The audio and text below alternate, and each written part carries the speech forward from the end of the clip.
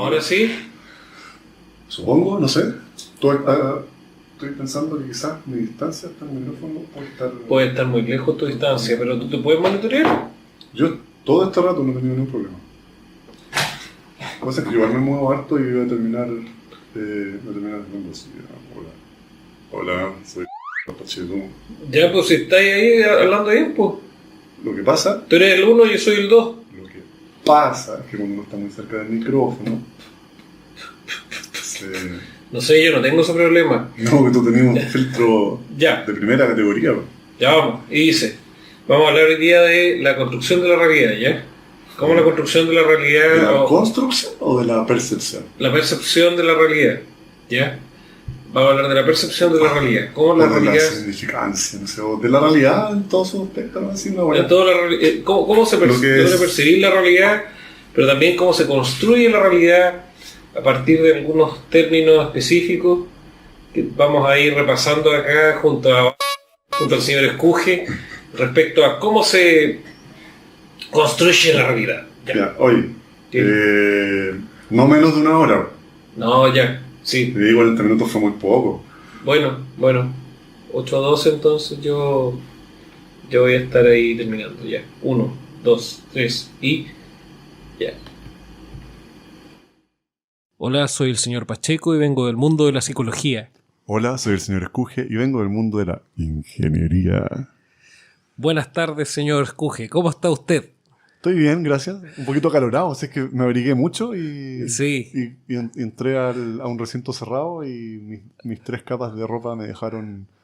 Así lo veo, lo veo pilucho y hay un frío espantoso por acá y cómo anda sin polera, sin parca ni nada. Estoy listo para agregar una capa de ropa en caso de que cambie mi temperatura corporal. Una especie de masoquista. Pero bueno, lo tenemos acá, al señor Escuje presente. ¿Quisieras agregar algo? Que esta introducción tan trivial nos permite dejar como anotado o con un clip un aspecto de lo que es la realidad, porque te dice que hace frío, sin embargo yo no tengo frío. Exacto, el día de hoy vamos a hablar respecto a la percepción de la realidad. No solo la percepción, sino que vamos a hablar de la realidad en sí. ¿Qué es la realidad? ¿Cómo se va construyendo? ¿Cómo se va percibiendo? Y vamos a pasar a un tema que de alguna forma parte del comienzo del desarrollo del conocimiento científico y del conocimiento per se como tal. ¿Sabías tú que al comienzo del desarrollo histórico nosotros tenemos que una de las primeras preguntas que establecen los sabios antiguos, los antiguos sofistas o los griegos, en este caso los filósofos como Sócrates, Platón y Aristóteles, se establecen la duda respecto a qué es la realidad, cómo llegar a la realidad? Sócrates establece en primera línea de que una forma de llegar a la realidad... ¿Idealismo se llama eso? ¿Cómo? ¿Idealismo no se llamaba la corriente de pensamiento socrática? ¿Dónde era el mundo de las ideas? No, el mundo de las ideas es platónico. Platónico. Es platónico. Correcto, es platónico. Lo que intenta hacer Sócrates y que establece una definición específica es llegar a la realidad a partir del lenguaje.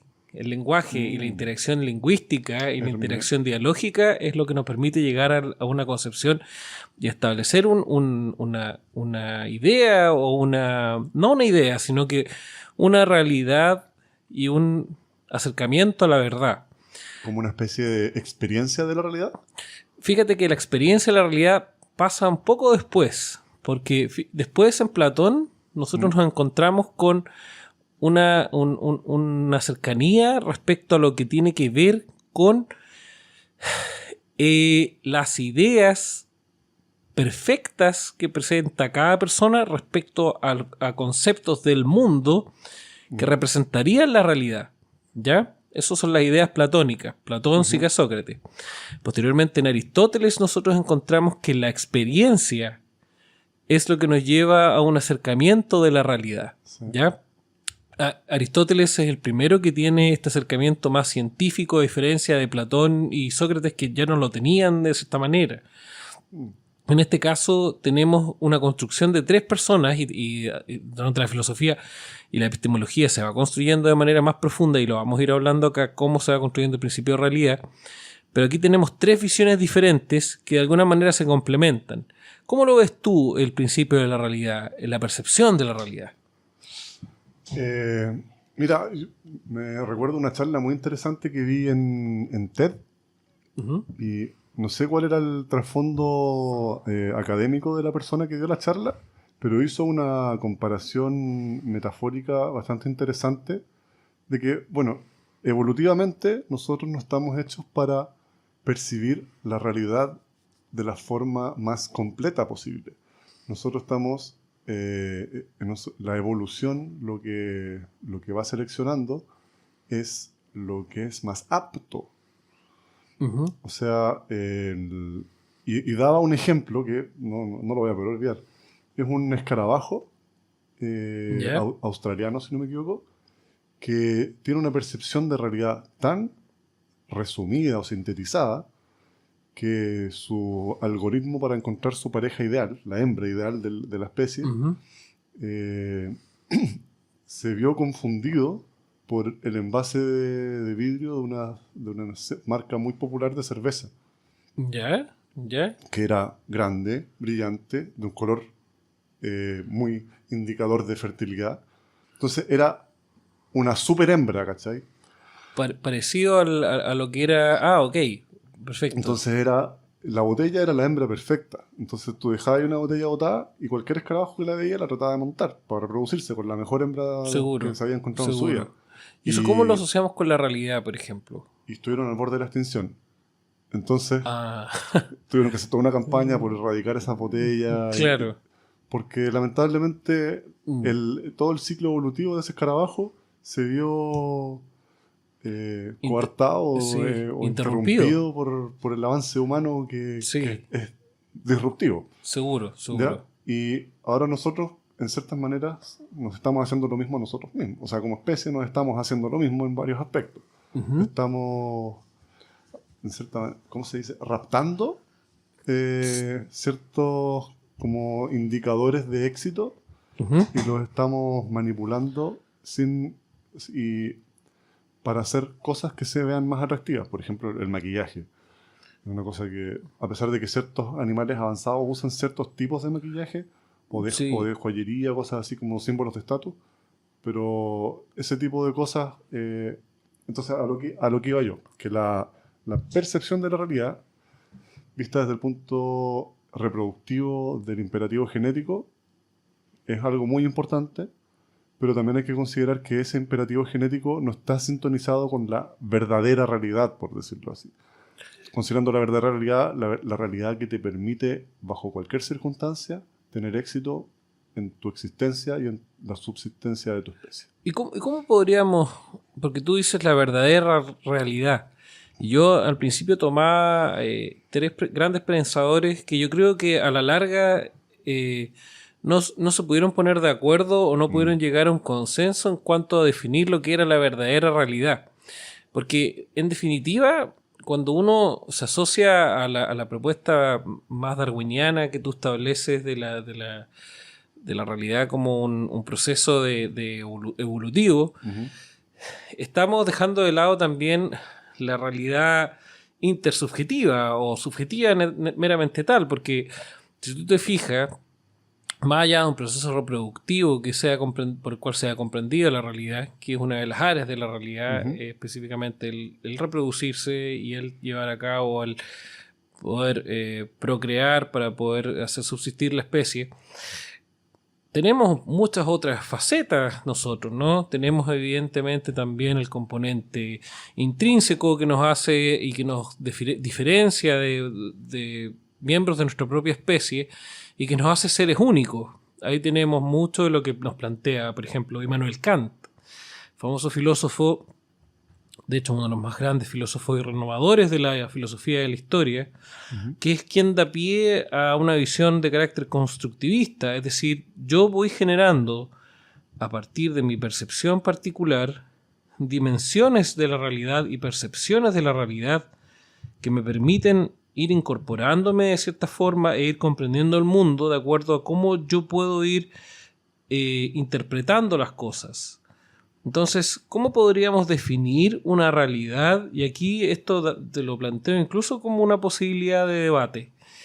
¿Cómo podemos decir hay una realidad específica, delimitada, que es la realidad que hay que vivir o la que los seres humanos deberíamos vivir? ¿Cómo podríamos definir aquello de acuerdo al mundo en el que tú vienes?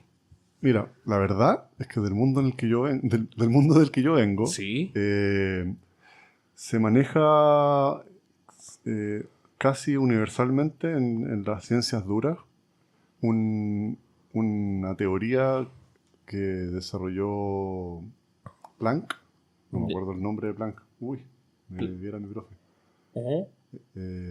La constante de Planck, la constante universal de indeterminación. Ah, ya. Ok.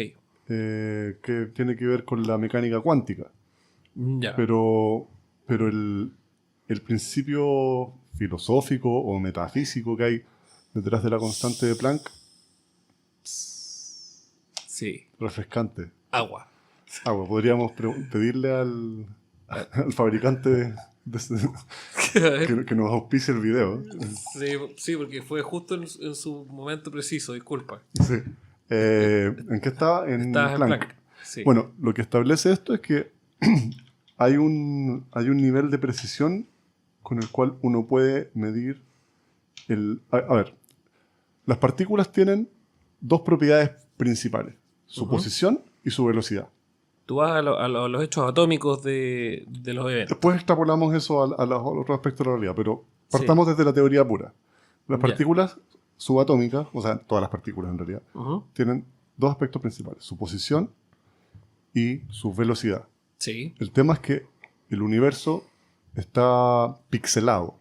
Ya. Y los píxeles corresponden a esta unidad mínima que es la constante de Planck, que es una cosa muy pequeña. Son varios ceros antes del primer número, o sea, varios ceros decimales antes del primer número. O sea, Sí. muchos ceros. O sea, Es una unidad infinitesimal es la palabra. infinitesimal. Claro, que es como uno partido por un número tan grande que se parece al infinito. Que son muchos ceros. Claro, son muchos ceros. O sea, tienes que juntar... En la práctica tendrías que juntar infinitas veces una constante de Planck para llegar a hacer algo que sea... Son varios universos... Ok, estamos en una unidad que es indefinible. Pero el hecho de que no sea cero significa que si tú quieres tener la absoluta precisión, sin ningún margen de error sobre la posición de la partícula, como hay un factor que no es cero y hay una indeterminación de la medición en cuanto a que si tú piénsalo así, para medir la posición absolutamente, básicamente estás pidiendo que la partícula se encuentre en un solo lugar. ¿Ya?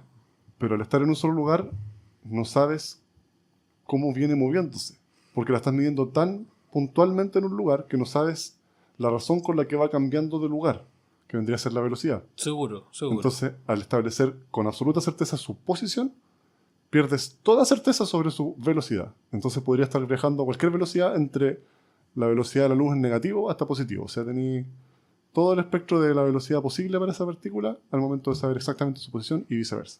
Perfecto. ¿Qué significa esto? Que es imposible determinar exactamente las consecuencias futuras de una configuración actual de un sistema.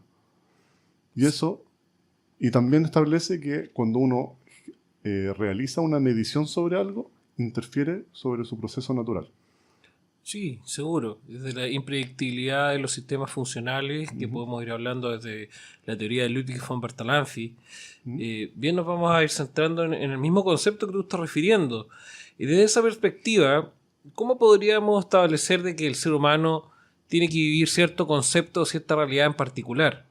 Porque eso también nos da pie, por ejemplo, a ir cuestionando como todos vivimos la vida, ¿no es cierto? Claro. ¿Cómo podemos ser críticos en una función de vida o en una representación específica, no alejándonos, perdón, en la crítica de los sistemas de control o de las relaciones de poder? Por ejemplo, si alguien se viste raro, nosotros lo cuestionamos, porque decimos eso nos asocia a lo que está habitualmente aceptado o es parte de la realidad a la cual yo pertenezco, ¿no es cierto? Entonces, desde luego, siempre tenemos un acercamiento hacia los sistemas de poder, hacia los sistemas de control. Ahí retomamos nuevamente nuestro amigo Foucault. a nuestro amigo Foucault, que ahí nos había hablado un poco de las relaciones de poder. Vanilla Ice. El Vanilla Ice de la filosofía. Desde esa perspectiva, no podemos en ningún caso como seres humanos auspiciarnos y poder decir, bueno, nosotros vamos a llegar en algún momento a definir la realidad al margen de nuestras percepciones personales. Porque ¿qué sería lo más acertado o lo más acercado o lo más cercano que nos permitiríamos nosotros como seres humanos poder decir esto es real? Mira, yo creo que es casuístico, ¿se dice? Casuístico. Se ve caso a caso. Casuístico. Porque, ¿qué sucede si es que, a ver, nosotros estamos en este momento en un ambiente acomodado para realizar la grabación de nuestro podcast, Ya. donde hay elementos que nosotros asociamos como utilitarios para este fin. Perdón que te interrumpa. Dale. Porque tú estás planteando una idea que es una posición y un setting, ¿no es cierto? Estás Claro, planteando un espacio específico. ¿Qué pasa si parte de lo que tú me dijiste yo te dijera no estoy de acuerdo? Tendría que preguntarte exactamente cómo no estás de acuerdo. Estamos en un espacio Porque tú me y dijiste hay objetos. estamos en un espacio que está como diseñado para, ¿no? Acomodado. Acomodado para. Sí. Acomodado. Esas fueron las palabras que tú usaste. Nosotros lo preparamos. Nosotros lo preparamos. ¿Y qué pasa si yo te dijera, por ejemplo, yo no lo veo así? Podría considerar que no estamos en sintonía respecto a los objetivos comunes, ¿no? Claro, pero ¿y qué pasa si yo te dijera, yo veo una parte de lo que tú ves? Sí lo veo así. Porque evidentemente aquí estamos en el encuentro de dos intersubjetividades. Oh, correctamente. Sí. El tema es que, por eso, a eso quería llegar. Desde el punto de vista de grabar el podcast, esto es un micrófono. ¿Ya? Esto es un equipo de grabación. Y eso de allá es un equipo informático que nos permite registrar las grabaciones. Sí. ¿Ya? Sí. Pero si nosotros, no sé, yo descubriera que te acostaste con mi esposa, después mataste a mis hijos y quemaste la casa de mis papás, probablemente esta estructura de fierro prolongada por Dios, sí. sería más, le estaría pensando en usar la otra forma más que para sujetar el micrófono. Seguro. Se va a salir, yo no sé. Y la realidad de las cosas que están acá cambiaría. El ejemplo.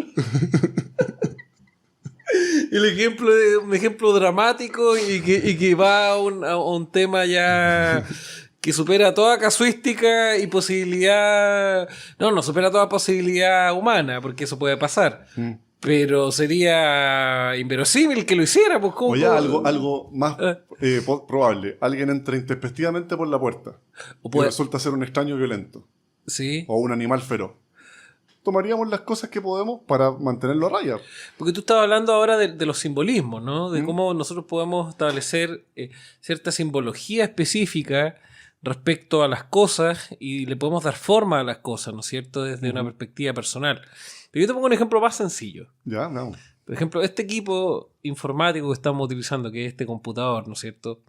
Es mío, ¿no es cierto? Este es mío. Sí. No hay forma de decir que no es mío. O sea, pero son rebuscadas. Son súper rebuscadas, pero desde lo más habitual yo te digo, esto es mío.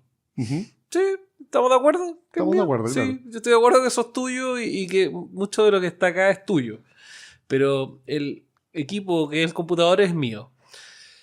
El hecho de que yo te diga que es mío guarda solo un instante dentro de lo que es el lenguaje. El lenguaje a ti te permite entender de que es mío, pero no necesariamente te permite entender la realidad asociada a la interpretación que yo le doy a este computador.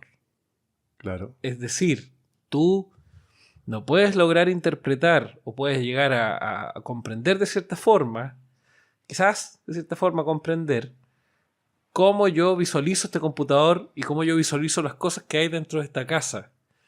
Porque tú no tienes alcance dentro de la realidad en la cual yo vivo. Porque eso ya pasa a ser un aspecto de tu intimidad. Exacto. Entonces, desde esa perspectiva, y lo que estamos hablando es de hermenéutica. Estamos hablando de cómo desde el lenguaje nosotros podemos llegar a construir algo en conjunto, pero que no, en definitiva, no podemos llegar a construir algo que sea necesariamente un 100% compartido. Porque nosotros tenemos tradiciones que son diferentes. Y tenemos horizontes. Hay una palabra en alemán que se llama Horizont-Verschmelzung. Horizont-Verschmelzung, así se dice. Que es encuentro de horizontes. Que eso lo dice Hans-Georg Gadamer, que es uno de los padres de la hermenéutica. Y Gadamer, fíjate que al hablar de esta fusión de horizontes, nos plantea de que aquí en la interacción humana siempre se encuentran dos horizontes distintos de significado. Entonces, el poder definir una realidad en común resulta un trabajo de suma dificultad, quizás. Pareciese ser que estamos hablando nosotros siempre, el ser humano está hablando, pero aún así permanece en cierta medida en soledad. Lo cual es un poco triste en cierta forma, porque hay espacios que no se te pueden comprender del todo a la persona. ¿Cómo lo ves tú? O sea, lo veo como una tragedia cotidiana, por decirlo así. No es algo que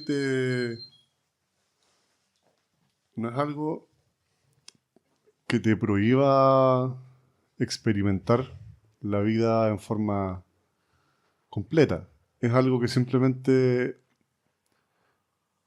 es parte del paradigma, ¿no? O sea, uno no puede transmitir completamente su experiencia a otra persona porque las experiencias son individuales y uno tiene que valorar lo que es íntimo y valorar lo que es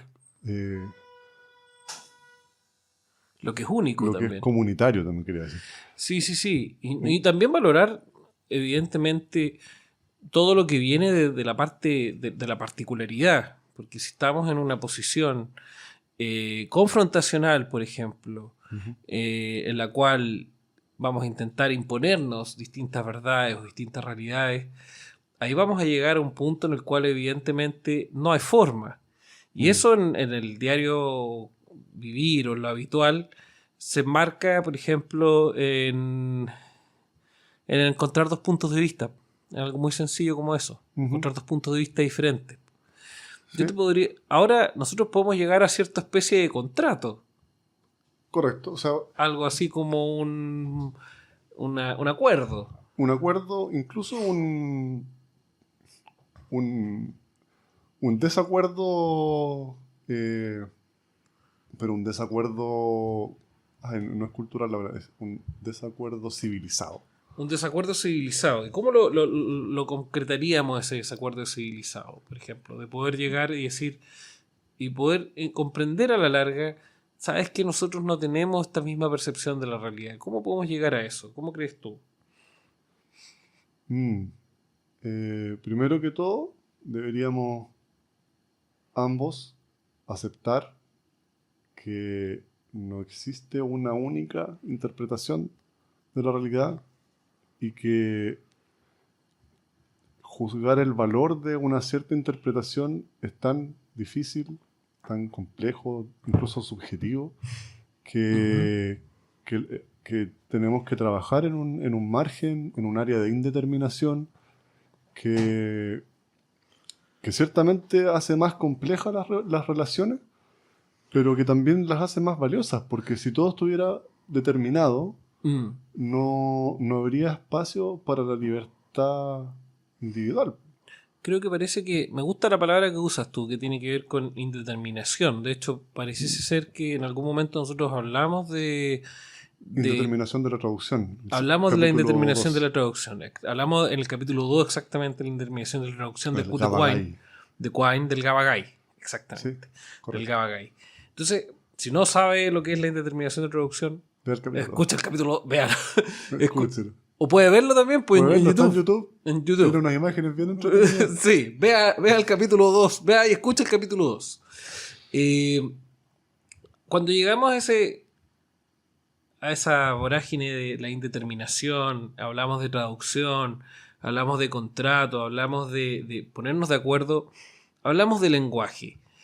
¿El lenguaje cómo es importante o qué papel juega en cuanto a lo que es la construcción de la realidad? El lenguaje es la...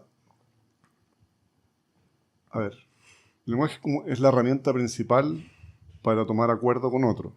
¿Seguro? O sea, sin lenguaje es muy difícil, o sea, partiendo porque es imposible que no haya al menos un protolenguaje entre seres que colaboran entre sí. Sí, O es sea, verdad. incluso los animales más simples que tienen algún tipo de sociedad, tienen algún tipo de lenguaje. Exacto, construcción lingüística particular. Correcto. Ujú. O sea, no sé, por los elefantes que tienen su sonido especial para decir, no, se está quemando el bosque, corran. Incluso Allá. nosotros no manejamos los silencios de los animales. ¿Qué significan los silencios de los animales? Eso es algo bien peculiar, ¿no? Nosotros manejamos los silencios humanos, por ejemplo. ¿Sí? Sí. No sé, así como por ejemplo cuando tú estás interactuando con alguien y el otro está callado, como que tú puedes sentir algo, que es un ruido, o sea, es una especie de ruido, ese espacio en el cual se centra el silencio. Pero por ejemplo, yo te quiero recordar algo. Fíjate que el habla o el verbalizar tiene una tradición que viene de hace muchos años, de hace muchos siglos, de hecho, también. Es una tradición judeo-cristiana también, que se asocia a poder decir el Señor dijo. Cuando se establece la palabra del Señor, por ejemplo, la palabra de Dios, se está estableciendo una posibilidad de creación, de instalación de posibilidades de creación de la realidad. Y esa es una transcripción que nosotros en la actualidad conocemos como ontología del lenguaje, es decir, cómo el hombre y sus características crean realidad a partir de la interacción lingüística, y no solo de la interacción lingüística, sino también desde el propio lenguaje, cómo el propio lenguaje genera realidades, ¿no? Estás hablando del logos. Sí, sí. El logos es un aspecto muy importante de la humanidad, en el sentido de que, como lo entiendo yo, es la herramienta o la interacción que te permite generar orden o generar valor a partir del caos. Sí. O sea, extraer el valor desde el caos y ponerlo tangiblemente en la realidad. Y eso se hace a través de las palabras. Y como siempre voy a hacer referencia bíblica a cuando, luego de que Dios creó al hombre, Sí. le dijo a Adán que le pusiera nombre a los animales. Claro. Y eso es claramente un acto del logos. O sea, Adán, al ponerle nombre a los animales, se hace amo de los animales, o sea, se establece como el ser superior y responsable. O establece una posición en relación a esos elementos. Claro. Y esa es la otra parte. Establece una posición y además establece una especie de valor de esos animales. O sea, porque al nombrarlo también deja claro cuál es cuál. Y más adelante en la Biblia, en Proverbios, si no me equivoco, bueno, en alguno de los libros del Antiguo Testamento establece, por ejemplo, cuáles animales se pueden comer y cuáles no. Eso es lo que toda está la parte del Torá, donde está la disciplina Sí. kosher.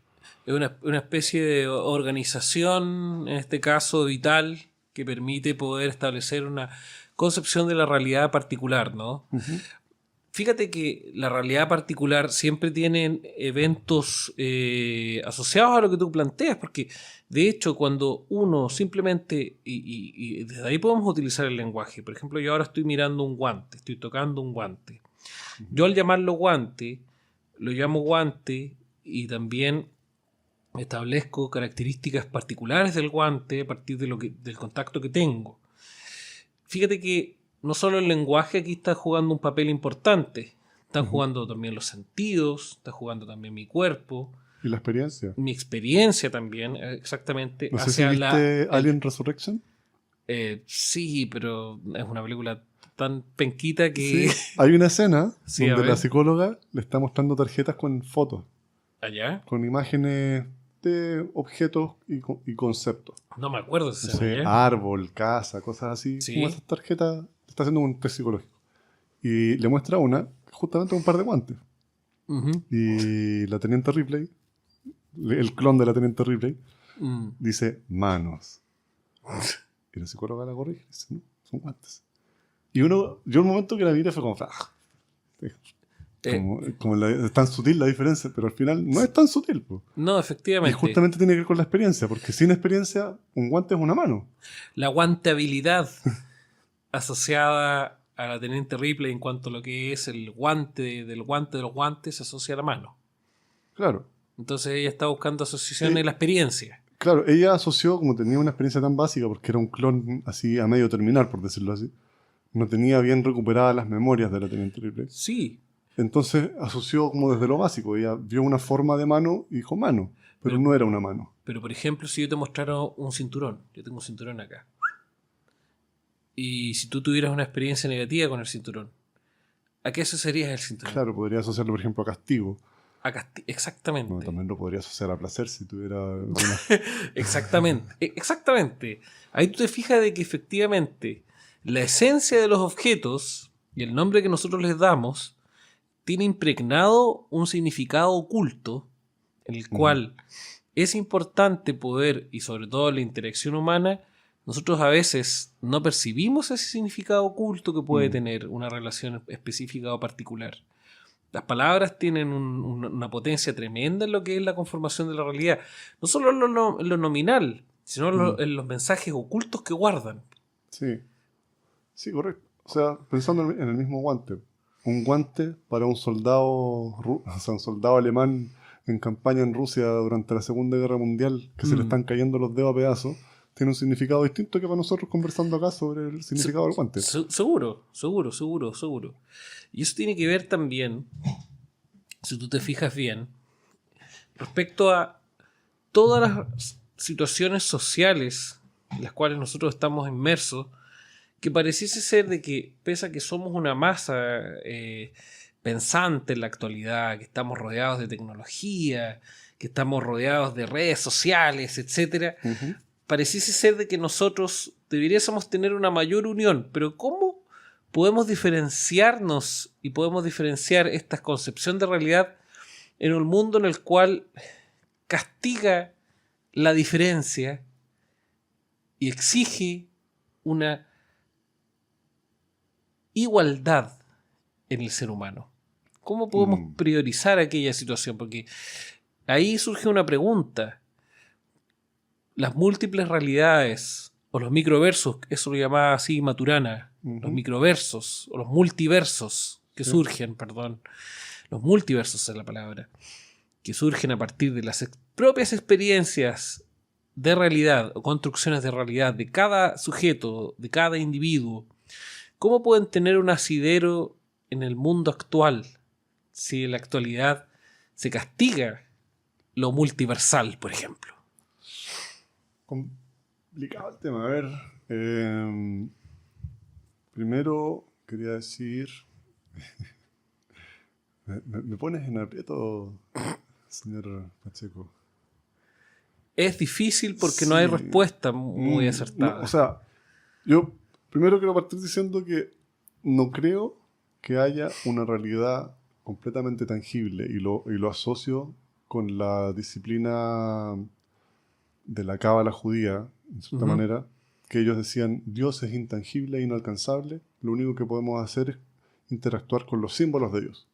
¿Seguro? Sí, Y, sí. Muy bien. Y en ese aspecto uno puede hacer el paralelo y decir que esa sabiduría de la tradición se puede traducir como que la realidad es inalcanzable. Y lo que decíamos al principio, uno solamente puede interactuar con lo cual la evolución determinó a través de las interacciones que tuvimos con la realidad que era lo mínimo suficiente para ser apto para sobrevivir. ¿Ya? Ujú. Dicho eso, existen matices de la realidad, por decirlo de alguna forma, que estamos hablando de la castigo hacia la diferencia, ¿cierto? Sí. El tema es que no necesariamente por ser diferente ese elemento puede ser un aporte. O sea, ese individuo podría ser ser tan diferente Ujú. que el bien comunal se tiene que sacrificar para poder incorporarlo a él.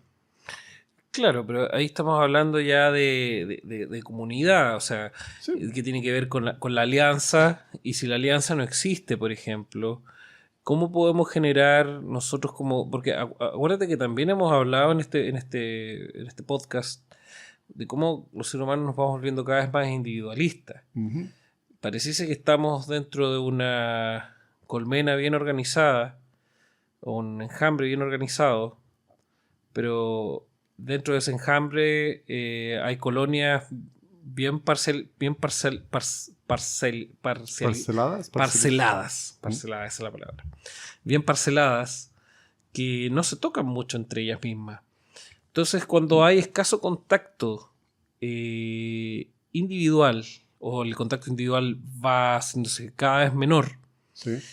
¿cómo podemos hablar de comunidad o cómo podemos hablar de riesgo específico si Sí. decimos, bueno, lo diferente es algo que nos hace daño? Porque parece ser que nosotros ni siquiera nos damos pie a aceptar la diferencia. Eso tiene que ver también con la alteridad que hablábamos la sesión pasada. Claro. La sesión pasada, digo yo, el capítulo pasado. Mira, una cosa que me faltó agregar es que la mayoría de las interacciones que tiene con los otros miembros de la sociedad Ujú. no los tiene ontológicamente. Uno no interactúa con el ser completo, uno interactúa con el rol. También. O sea, cuando Sí. uno le compra un Super 8 al morocho que está en la esquina vendiéndolo, Sí. no interactúa con él como persona, no le interesa saber su historia de vida, no le No. interesa saber sus luchas internas o externas. Él representa Él algo. representa un estilo de intransacción, nada más. Sí. Y representa también, yo diría que también no voy a decir una idea común, pero para ciertas personas sí representa algo. Por ejemplo, representa el esfuerzo. Puede ser, quizás. Estoy tratando de generalizar. Estoy cometiendo un error grave acá. Mm. Pero fíjate que cuando uno ve específicamente este tipo de personas en la calle, es curioso porque de repente hay más gente que les compra. Sería interesante poder comprender el colectivo, cómo efectivamente le ha dado una significancia a estas personas que venden Super 8 en la esquina, ¿no? Mm. ¿Qué significa para ellos esta persona inmigrante que vende? ¿Qué significancia tiene? ¿Esfuerzo? ¿Tristeza? ¿Qué alberga aquello? Ahí tenemos ejemplos sencillos de cómo la realidad puede ir variando, variando, variando, variando hasta construir microversos que a la larga se pueden ir perdiendo, estos multiversos, perdón. Me da por decir microversos, si la palabra es multiversos. Que la idea es que efectivamente no se pierdan y no se destruyan, como bien se podría ser destruido por una supernova que se caracteriza, o por un agujero negro, en este caso los multiversos podrían ser destruidos por agujeros negros, Ujú. que se dan desde el plano de la no aceptación del mundo de diferencias que existe en la actualidad. Eso es algo que hay que tratar de poder superar. Es difícil, pero yo creo que efectivamente el tener en cuenta aquello hace, por ejemplo, o debe generar en los colegios, por ejemplo, que son instituciones formativas, querámoslo o no,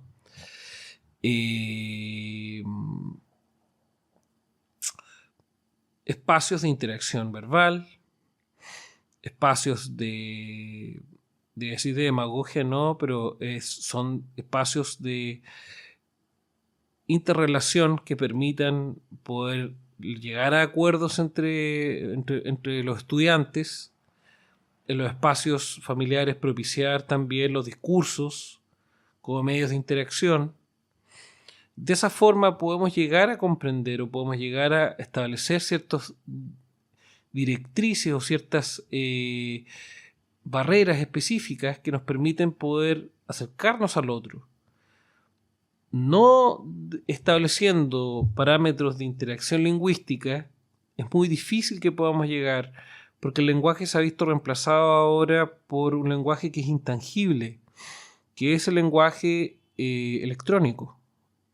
Y el lenguaje electrónico no es un lenguaje que genera realidad, es un lenguaje que sigue ya una realidad, Claro, y una representatividad que no necesariamente es genuina. Claro, es una representación o una interpretación, una simplificación. Es lo que tú quieres creer respecto a ti, que quieres que los demás crean que eres tú. Es como la película Matrix acá, en definitiva. ¿Cómo nos podemos hacer una pregunta respecto a qué es real, qué es irreal en lo cotidiano? Una buena respuesta puede ser, señor Escuje, ¿qué significa para ti tal fenómeno? Bueno, para mí significa algo totalmente distinto. Para ti está una concepción de realidad, para mí yo tengo otra concepción de la realidad. ¿Podríamos decir que existe la realidad en definitiva? Sí, la realidad existe. El tema es que no es necesario, tampoco es posible entender completamente la realidad.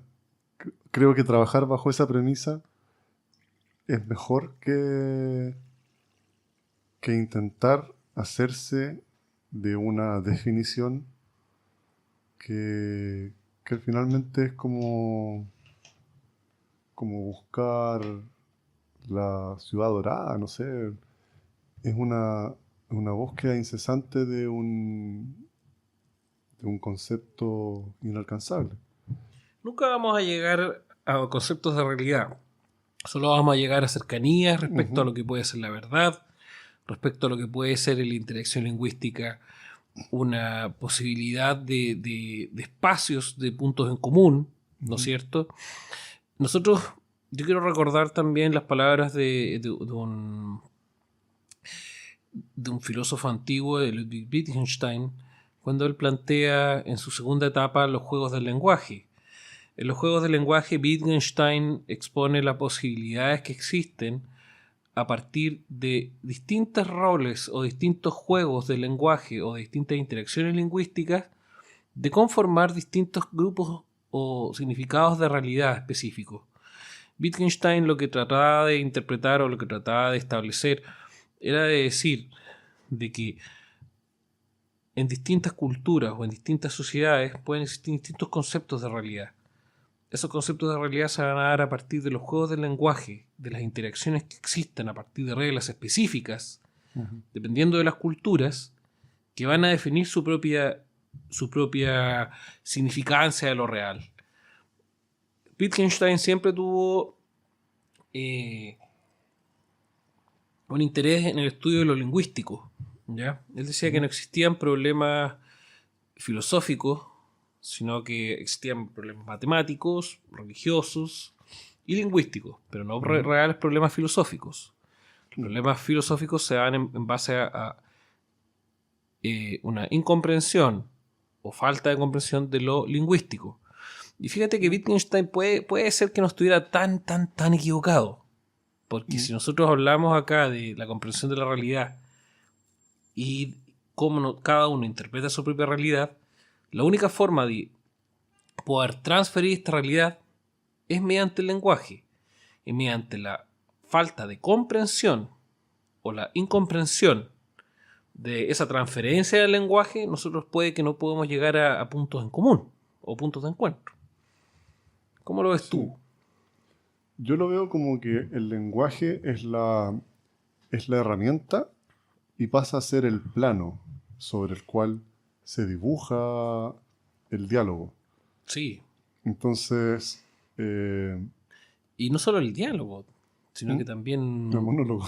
Ajá. También el monólogo. También el monólogo, exacto. Y también el choque de dos mundos. Sí, o sea, todos los choques culturales están primero basados en el diálogo, o sea, en el diálogo, en el lenguaje, en las palabras, Y- en el logos. exacto. Porque es a través del lenguaje que los individuos van construyendo su valor, que van construyendo y separando desde el caos que los rodea las cosas que son valiosas para ellos. Y en el choque también puede haber caos. De hecho, tiene que haber caos al haber una influencia, por ejemplo, de mi parte hacia ti o de tu parte hacia mí. Hay que pensar de que tú tienes tu estructura ya establecida, tu estructura homeostática, por así llamarla, Ujú. que si yo llego y te muevo un poco el piso y te digo un par de cosas específicas, puede ser de que efectivamente tú entres en una situación de caos, de confusión, que tenga que conllevar a que tú te rearmes o te reestructures a ti mismo. Desde esa perspectiva, el lenguaje tiene un papel importante en cuanto a lo que puede ser, por ejemplo, la influencia de lo que tú pensabas que, pensabas que era realidad, pasa a tener un cambio a partir de algunas palabras que yo te puedo referir. Ujú. Eso es algo poderoso en Sí, cuanto al sin duda. lenguaje, ¿no es cierto? Correcto. Entonces, desde esa perspectiva que a mí me gustaría como poder hacer una recomendación a cómo efectivamente los seres humanos tenemos que cuidar el lenguaje para poder llegar en este caso a convenios o a establecimientos de grupos de alianzas que nos permitan poder construir una realidad en conjunto que sea lo más armoniosa y que respete en común los puntos de vista de cada una de las personas. Nosotros actualmente no vivimos en un aspecto así y no estoy diciendo que en algún momento lo vayamos a vivir, pero tenemos que tratar en la interacción lingüística de llegar a lugares comunes, porque todos en algún momento quizás hemos vivido situaciones similares que nos permiten dimensionar, por ejemplo, cómo tú quizás puedes ver la realidad. Todos en algún momento hemos sido rechazados, por ejemplo. Ujú. Todos en algún momento hemos sufrido de alguna situación angustiosa que nos permiten poder incorporarnos en el dolor del otro también. Claro. Porque el lenguaje es una invitación además. Una invitación y una puerta de apertura a lo que es el lenguaje del alma, si pudiésemos llamarlo así, al lenguaje de la esencia. ¿Cómo lo ve usted, señor Escuge? Lo veo Mm, pensativo. Sí, que son temas muy profundos eh, y sin duda que el- la forma en que uno se relaciona con los demás a través del lenguaje construye construye la sociedad finalmente. Y Ujú. todas las grandes cosas que se han hecho y todas las grandes destrucciones que se han ejecutado han partido desde una idea que se ha expresado a través del lenguaje, que se ha transmitido, eh, ya sea a través de constructos meméticos, Sí, según la teoría de Richard Dawkins, o a través de arquetipos, según otra forma de interpretarlo. como Carl Jung, por ejemplo. Ujú. Entonces, donde los individuos pasan a ser los actores de una tragedia, Mm. que es la tragedia de la vida, que es la interminable tragedia, donde ah, eh, uno siempre sufre profundamente, porque la vida siempre es injusta, pero, pero ¿cómo se llama? Pero también a ver, desde la forma de entender el valor de este sufrimiento propio y ajeno, uno también va valorando a los otros individuos. O sea, yo sé que yo sufro, yo sé que yo tengo problemas, me gusta la palabra en inglés, el shortcoming, Sí, que tengo brechas, tengo carencias, correcto. ¿ya? Pero todas las personas tienen carencias y cada uno lleva su propia procesión y su propio sufrimiento. Uno no sabe hasta qué punto el otro está sufriendo y tener eso en consideración permite ser piadoso y ocupar Ojalá. claro, o sea, Sí, y, es lo que se espera. es- y ¿Y por qué habría uno de ser? ¿Ah? Y ahí viene el tema. Sí. Porque también uno podría ser completamente agresivo y tomar lo que uno quiere. Yo creo que por eso el lenguaje tiene una careta acá de invitación, ¿no? Ujú. Porque si fuera acá un lenguaje fuera una imposición en la cual tú sí me tienes que escuchar, el lenguaje sería una lata. Claro.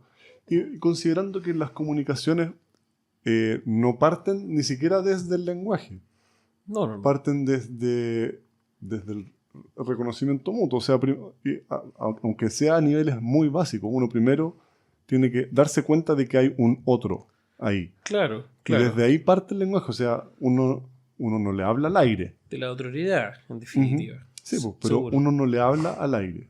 Incluso cuando uno habla al aire, ni siquiera ahí le está hablando al aire. Uno o se está hablando a sí mismo, Sí, que sí mismo igual es un otro. Eso hay que tenerlo en cuenta. Que seguro. uno es uno y uno mismo, por decirlo así. Y uno es un otro. Uno igual puede dialogar consigo mismo. Igual uno tiene una voz interna, igual uno tiene un diálogo interno. Están los unos. Claro. Los Entonces, unos. uno puede partir ya desde el diálogo más básico, que es el diálogo interno. Donde Seguro. uno, por ejemplo, trata de autoconvencerse, trata de reforzar algo para darse valor o para corregir alguna conducta que notó que era incorrecta. En un lenguaje privado. Claro, es un lenguaje privado.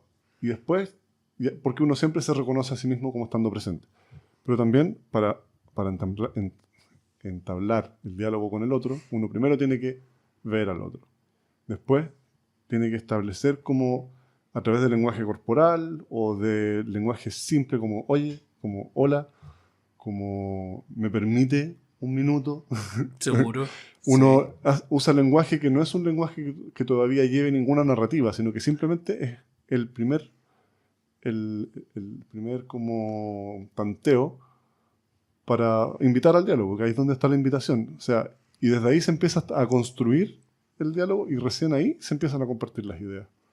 O sea, hay una instancia de preparación Claro, que o tiene sea, que ver acá. y es una instancia de preparación que es metalingüística, porque uno incluso podría establecer ese mismo prediálogo con alguien con el cual uno no tiene ningún traslape lingüístico, por decirlo así. O sea, yo podría hacer eso perfectamente con un egipcio. Sí, seguro.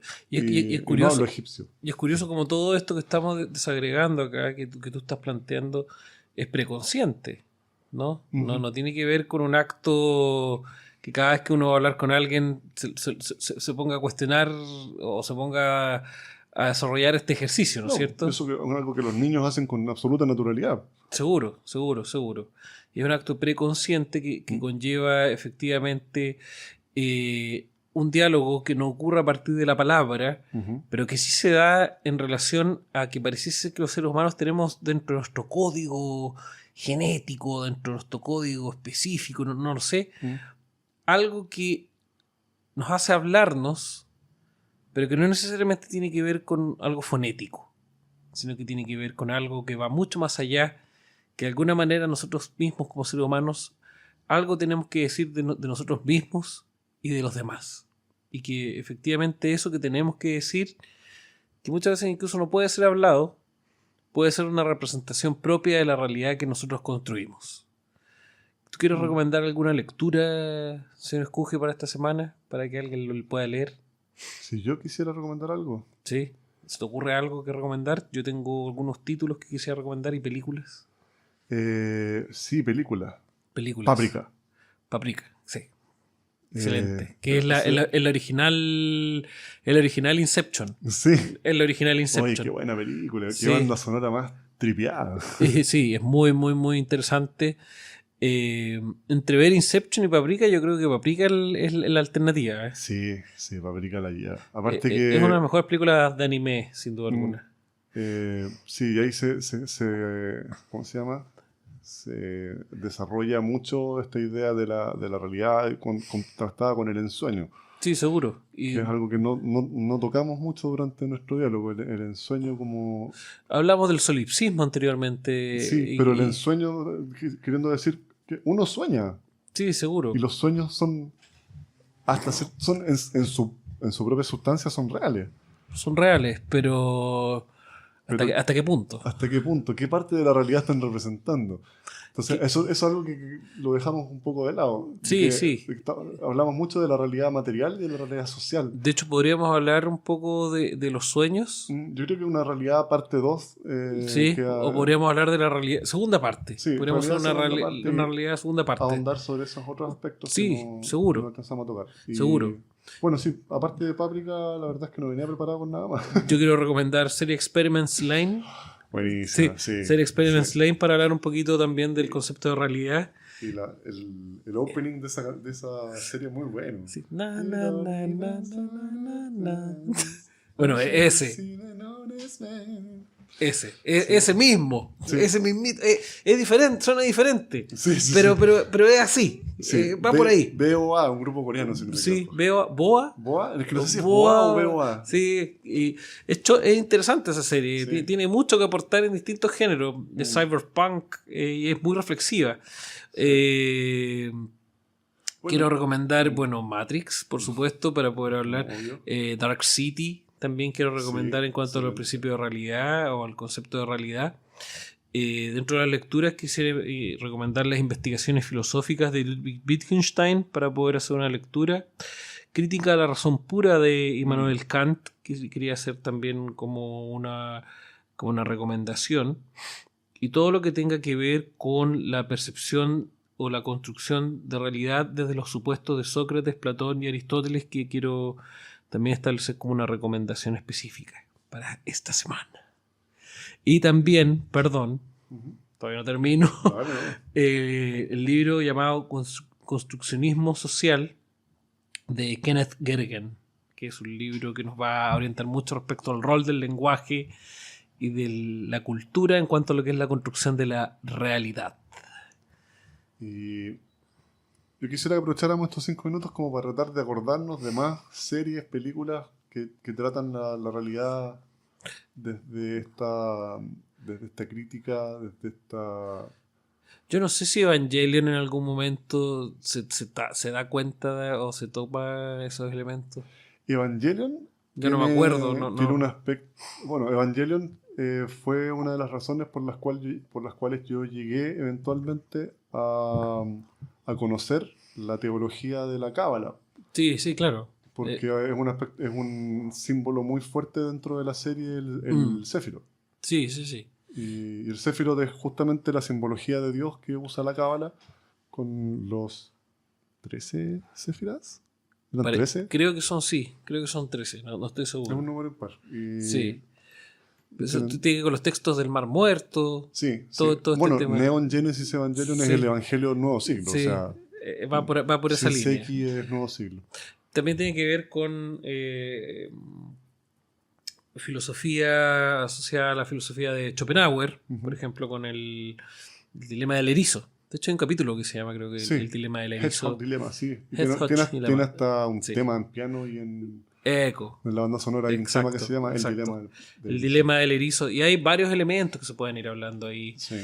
La autoexigencia. Y de hecho, lo chistoso de Evangelion es que cada personaje es una representación de Hideaki Anno, del creador, Ajá. que supone que representa una faceta distinta del mismo Hideaki Anno. Mira, Estuvo a punto de suicidarse antes de hacer Evangelion. De hecho, va para hablar harto de Evangelion. Catártico. Podríamos hacer De hecho, posteriormente, más adelante, tenemos pendiente hacer ¿Por qué no? cultura popular, porque hemos estado... Sí, ¿por qué no hacemos el subsiguiente? Lo hacemos respecto a la filosofía de Evangelion o lo más profundo de Evangelion. Me parece, porque Evangelion fue una serie que me marcó. A mí también. La vi una y otra vez, me acuerdo que iba a la librería Pillán a intercambiar los VHS. No, ya, y eso. Y de hecho estaba mirando la librería Pillán hace un rato y en la tarde me dio pena porque ya está como...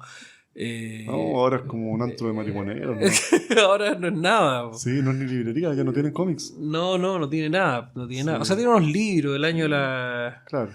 Pero no, lo bacán de la librería Pillán, me acuerdo, eran los cómics. Yo me acuerdo estar Sí. horas ahí vitrineando cómics. Y estaban los animes también que tú puedes intercambiar, Sí. o bien estaban los VHS, y Mm. ahí evidentemente también estaba Evangelion. Sí. Estaba en español. ¿Tú lo viste en español? En español y Y mexicano también parece que. Sí, no me gustaba mucho el doblaje mexicano. Yo lo vi en japonés, después lo vi mejor, porque cuando lo vi en español siempre habían algunas pifias y uno las lamentaba bastante. Entonces, yo tengo un recuerdo bien vívido, no lo voy a narrar en vivo porque es muy íntimo, pero ¿ya? hay una escena, hay muchas escenas. Evangelion tiene escenas muy fuertes y muy controversiales. En una de las películas donde Ikari Shinji queda solo con Soryu Asuka Langbi. Al final. Queda sola. Al final está ella en cama y la mueve y pasa algo y él hace algo. Sí. No voy a entrar en más detalles, pero esa escena no la entendí la primera vez que la vi. No, interesante. ¿Me podrás creer que no la entendí? No caché lo que estaba haciendo Ikari Shinji, algo tan natural para un adolescente de mi edad. Pero... No sabía lo que estaba pasando. Pero se puede spoilear. No se puede spoilear. No, tienen que verla. No se puede spoilear. No, sí, yo he visto. Pero tú cachai lo que estoy hablando. Sí. ¿Y cachai por qué no lo quiero entrar en detalle? No, es una ordinariedad. Sí, pero yo tengo mi favorita ahí de Evangelion, mi escena favorita. Pucha, que tampoco la quiero decir.